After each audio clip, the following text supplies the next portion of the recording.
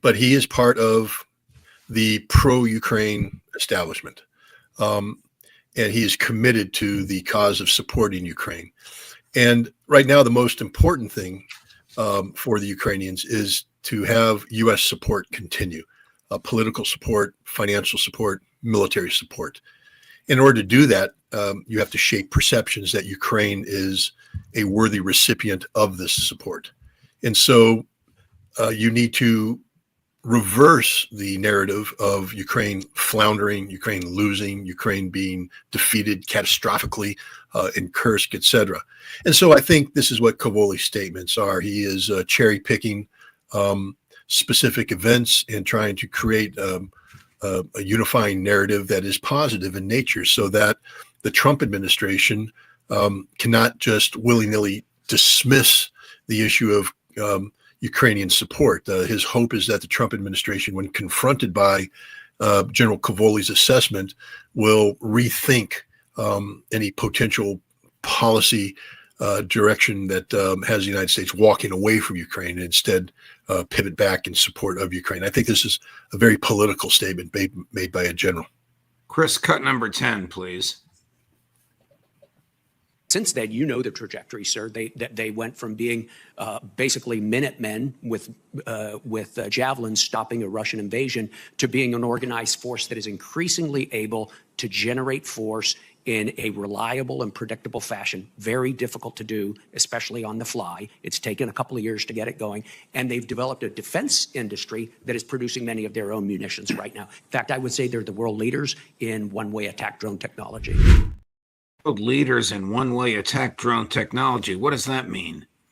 This is the FPV, or first-person viewpoint drones. These are the kamikaze drones that we see. The very inexpensive quad copters that have an RPG warhead or some explosive device attached to it with a impact fuse mechanism and a camera, and they fly out there and they're hunting down the people. This, if you look at the videos, these are the ones you see chasing people around. I would challenge General Cavoli and say, the Russians are pretty good at it too, but I'm not going to denigrate the Ukrainians. There are many places on the Russian battlefield today, on the Ukrainian-Russian battlefield, where the Russians cannot advance because the Ukrainians have flooded it with hundreds of these drones. I mean, there's videos out there that show Russian armored vehicles making a move forward, and literally in the span of 100 meters, they're hit by 25, 30 of these FPV drones. The Ukrainians flood the zone. Now the Russians are coming up with tactics to counter that, which focus on not so much shooting down the drone as finding the drone operator. And the Russians become more and more capable in hunting down and killing the Ukrainian drone operations team. But Cavoli has a point there. The Ukrainians are definitely in the top 5, I'd say in the top 2 of this. I will take umbrage at his depiction of the Ukrainian army as being Minutemen, and today this. I remind General Cavoli, and he knows this very well, that the United States and NATO took over the training of the Ukrainian military back in 2015. We established the big training facilities in Western Ukraine from 2015 till 2022. We brag ourselves that we trained a battalion of Ukrainians every 55 days to NATO standards to go to move east to kill Russians. We've been doing that since 2015. So it's a little disingenuous for General Cavoli to erase that history, to pretend that the Ukrainians started from scratch at the beginning of the war, Minutemen with javelins. No, they were NATO trained, NATO equipped, NATO standard military force then, which is one of the reasons why they were able to have the successes on the battlefield that they did have. What is the status of the invasion in Kursk? And is the United States intelligence community still targeting Russians and helping the Ukrainians aim at them? I mean, the status is the Ukrainians are holding on to some. If you take a look at the map, you'll have a line, and then you have this pocket, and the Ukrainians are dug into that pocket now, and the Russians are in the business of digging them out. The Russians have also been instructed that you don't just stop at the border with Ukraine; that you have to push on through and create a buffer zone. So, what we're seeing right now is the Russians, steadily moving forward, slaughtering the Ukrainians. I mean, this is really, it's mass murder. What's happening? Ukrainians have shown a proclivity to defend in place until they die, and unfortunately, that's what they're doing in these, in these tree lines, in these villages, in these, fortified positions. The Russians are just basically taking them down position by position in a very methodical fashion, a meat grinder operation that's killing thousands of Ukrainians, and the Russians are, continue to press forward. It's not cheap. The Russians are losing people as well. I mentioned the armored vehicles that are getting swarmed by these FPV drones, and the Ukrainians are mass producing these drones, and they are getting these units out to the battlefield. And where they get these units out there, there is a period of time where the Russians, their entire operation comes to a halt, because you literally can't move without having one of these FPV drones come at you. And it's like a swarm of angry hornets, except these things kill. Is the our U.S. intel still targeting Russians and telling the Ukrainians at whom and at what to aim and shoot? I don't know. To be honest, I don't know. What I can say is this. The Ukrainians anticipated that the U.S. would be cutting intelligence, and the U.S. intelligence providers anticipated that they wouldn't be able to provide the good stuff. And so what the U.S. did with Ukraine leading up to this was to create workarounds, commercially available imagery to replace American imagery, communication systems, analytical templates that allow the targeting to continue to a degree. So instead of let's say with the U.S. you get the 100% solution. It's never 100%. I'm just throwing that number out there arbitrarily. With the workaround, what you're getting is about the 88% solution, meaning it's still good.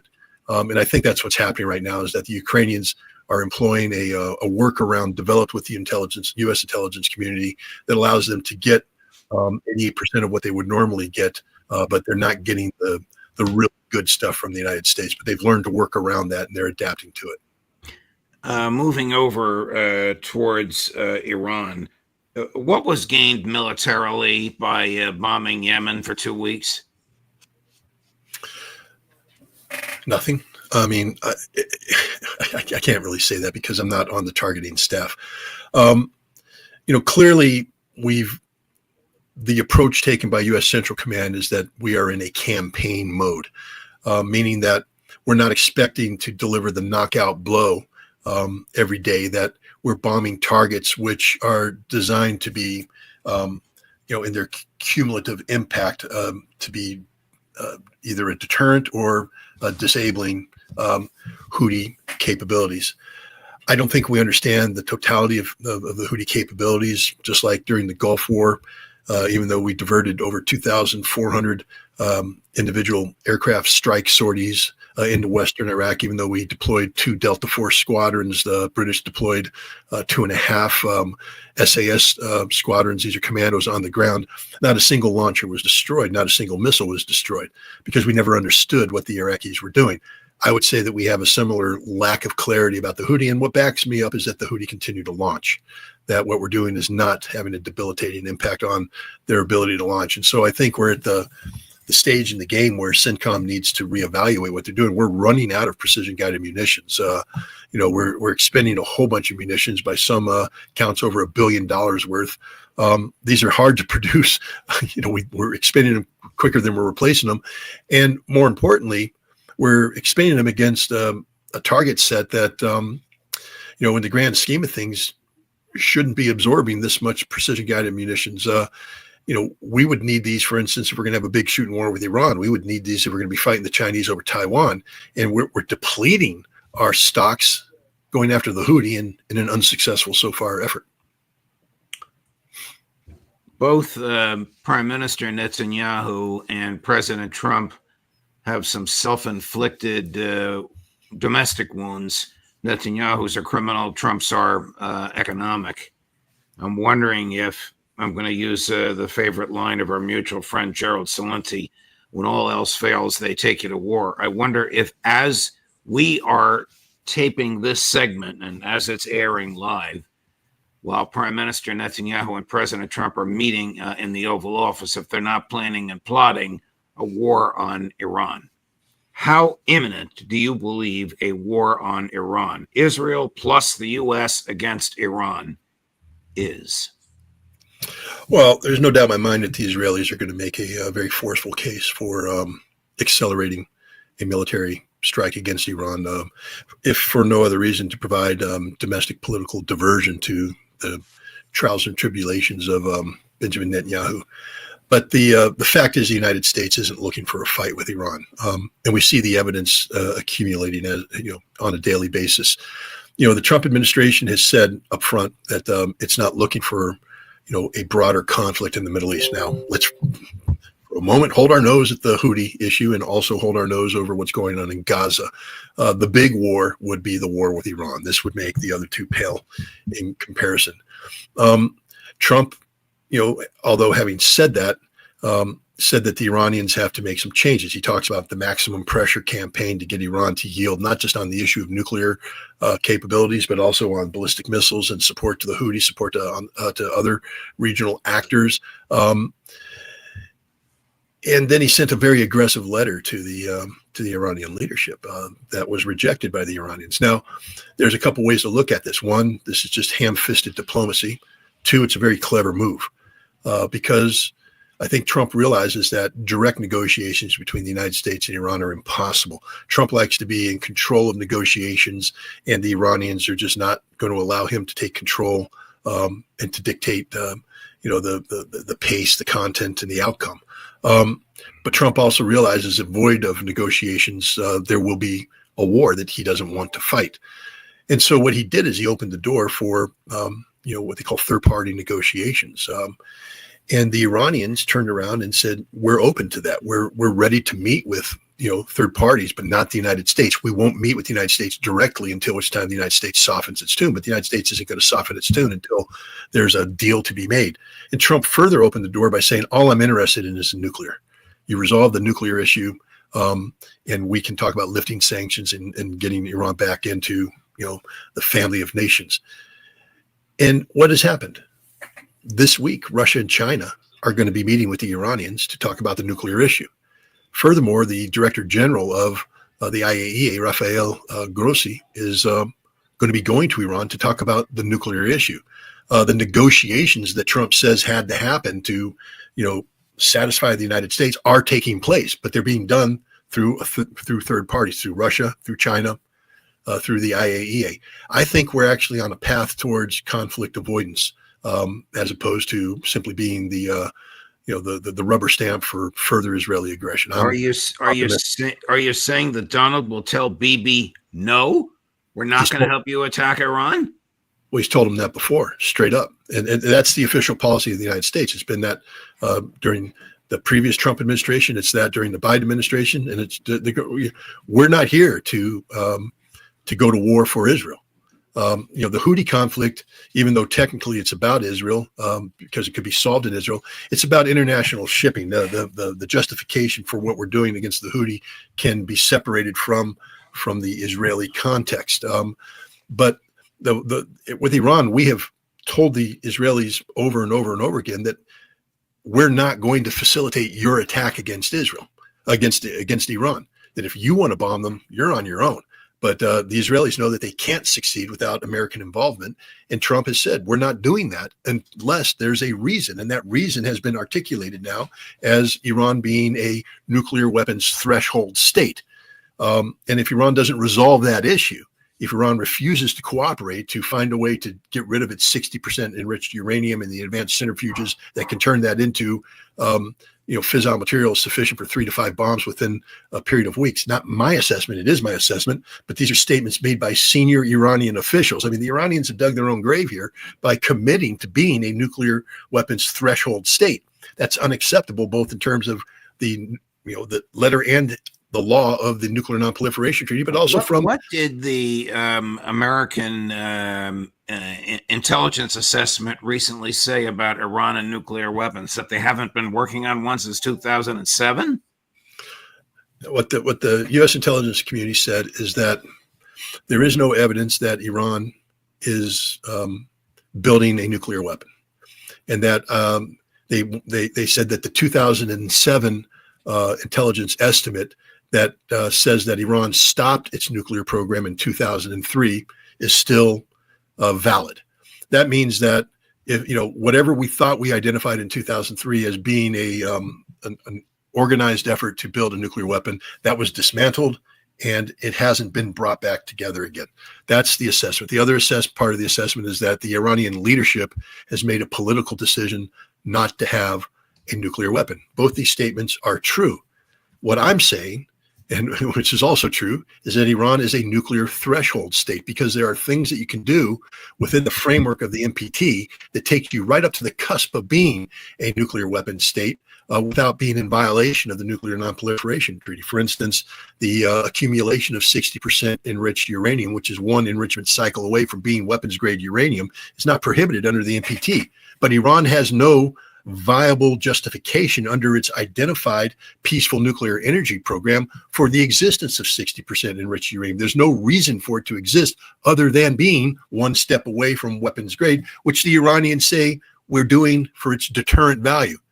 That means that Iran is admitting that it has it here because, if need be, they can convert it into weapons grade uranium. That's unacceptable. That's not something that the NPT can tolerate. The United States won't tolerate it. Israel won't tolerate it. But I believe Trump is looking for a negotiated way out of this mess. And the important thing is Iran seems to be looking for one as well. Didn't President Trump also demand that Iran get rid of or dismantle certain long-range missiles? He did, but then he softened it. This is what I was saying, that one of the indicators that Trump seems to be looking for a viable negotiated settlement is that he has backed off of every demand save the nuclear. He recently made a statement at a press conference where he said, "No, all we're looking for is the nuclear." Well, if all they're looking for is the nuclear, it shouldn't be a problem. But if Trump wants them to abandon the concept of sovereignty to the point where they can't defend themselves, and they have not far from them a maniac who slaughtered 50,000 Palestinians and now wants to start slaughtering Iranians, why would they give up offensive ballistic missiles? They're not going to, and Trump understands that, and that's why he's backed off on that. The United States is no longer formally asking for, as a condition to the end of this crisis, Iran to dismantle its ballistic missile capabilities. Trump has committed that his sole focus right now is the nuclear issue. If Trump changes his mind and Netanyahu persuades Trump to aid an Israeli attack on Iran militarily, do you expect that Beijing and Moscow would sit back and watch, or they would do something about it? Well, again, I'm not here to speak on behalf of either Russia or China. They're sovereign nations that get to make their own foreign policy. I would say that both in terms of historic precedent and in terms of existing treaty relationships, neither Russia nor China is in a position to provide meaningful military assistance to Iran. Neither one has the forces capable of being projected in a sustainable fashion into the conflict. China definitely doesn't have anything that they can bring to bear on this. Russia is, of course, knee deep and chest deep in Ukraine, and literally doesn't have the ability or the desire to divert resources to Iran.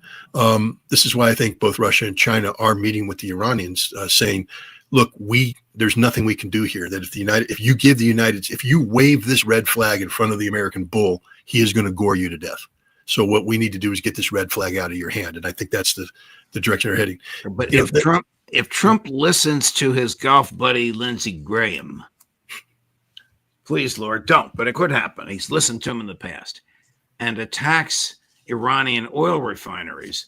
Won't that have a radically negative effect on China? Absolutely. This will be for China and India and Europe. This will be devastating to global energy security. The Chinese, who are extremely dependent upon Saudi oil and oil coming from the Middle East, will be devastated. Their economy will literally cease to function. The same thing with India. They desperately need this oil. Europe would be in huge, the entire world. I think the two places that would probably walk away relatively safe, even though there would be some negative downside, would be the United States and Russia, with both of whom are virtually self-sufficient when it comes to energy production. But the integration, the United States is more thoroughly integrated into the global energy economy than Russia is, and so we would pay a heavy price too with high energy prices, at least until we found a way to separate ourselves from that. And then that's just the cascading impact that has on just about every aspect of the global economy. So. Yeah, this would be horrible for China. It's the last thing they want, which is, again, remember, for the first time, the Chinese now are actively involved in working with the Iranians to resolve critical aspects of the nuclear standoff between the United States and Iran. China has been involved in the past. Of course, they're part of the JCPOA, but China always sort of took a supporting role, a back seat. Here, China's taken a leading role. And I think that's reflective of the fact that they understand the consequences of failure here. Do you think that Prime Minister Netanyahu is ruthless or desperate enough to wage a major assault on Iran alone without the United States military supporting him? No, I think that would be suicidal for him. As our good friend, or at least my good friend, Professor Morandi has pointed out, Iran is sitting on 3,000 to 5,000 rockets, ballistic missiles that can be used to destroy Israel, literally, and as well as regional bases, regional oil production, American bases in the region. Israel lacks the capacity to launch a decapitating blow, a knockout blow. They can't do any of this. And the other thing that happens is if Israel attempts a strike against Iran's nuclear infrastructure and they use conventional weapons, they won't be able to destroy it, which means now, as the Iranians have said, you hit our nuclear sites, we will build the bomb, which means now Israel's in danger of existential eradication if Iran were to deploy nuclear, which means now what? Israel is going to use nuclear weapons. The whole concept of the Israeli nuclear program is to be deniable, to say, we don't really have it. We're not really admitting to it. To come out and use nuclear weapons would be a radical departure, would put the United States in an extraordinarily difficult situation where Israel is violating every law we have on the books, every international law. They should become the enemy of America, the enemy of the free world. The political consequences of this, and there's no guarantee that Israel will be able to deliver these weapons the way they want to.